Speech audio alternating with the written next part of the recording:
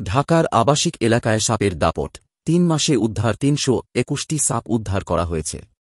Animal welfare association এই উদ্ধার অভিযানে নেতৃত্ব দিচ্ছে। ঢাকার আবাসিক এলাকায় বিষধর সাপের উপস্থিতি উদ্বেগজনকভাবে বেড়ে চলেছে। রাজধানীর বিভিন্ন এলাকায় সাপের দাপট লক্ষ্য করা যাচ্ছে, যা বাসিন্দাদের মাঝে আতঙ্ক সৃষ্টি করেছে।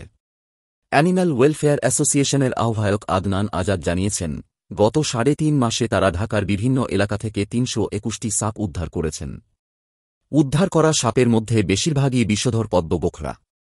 ঢাকার উত্তরা, উত্তরখান, দক্ষিণখান, বনশ্রী, মোহাম্মদপুর, বছিলা, আফতাবনগর এবং নিকেতন, মিরপুর এলাকায় উল্লেখযোগ্য সংখ্যক সাপ উদ্ধার হয়েছে।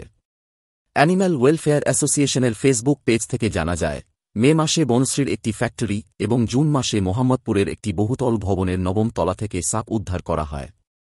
উত্তরার একটি ৫ম তলা থেকে বিষধর গোখরা সাপ উদ্ধার করা হয়।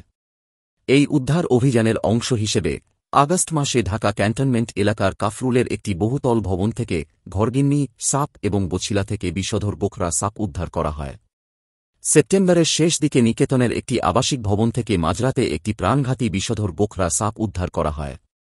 অক্টোবরে বনশ্রীর একটি বাসা থেকে বিশাল সাইজের একটি গোখরা সাপ উদ্ধার করা হয়। আদনান আজাদ জানান, সাপ উদ্ধারের বিষয় তারা ফেসবুকে খুব কম পোস্ট দেন, যাতে আতঙ্ক না ছড়ায়। সাপের এই দাপটের কারণে ঢাকার আবাসিক এলাকায় জনস্বাস্থ্যের উপর সম্ভাব্য প্রভাব নিয়ে উদ্বেগ বাড়ছে।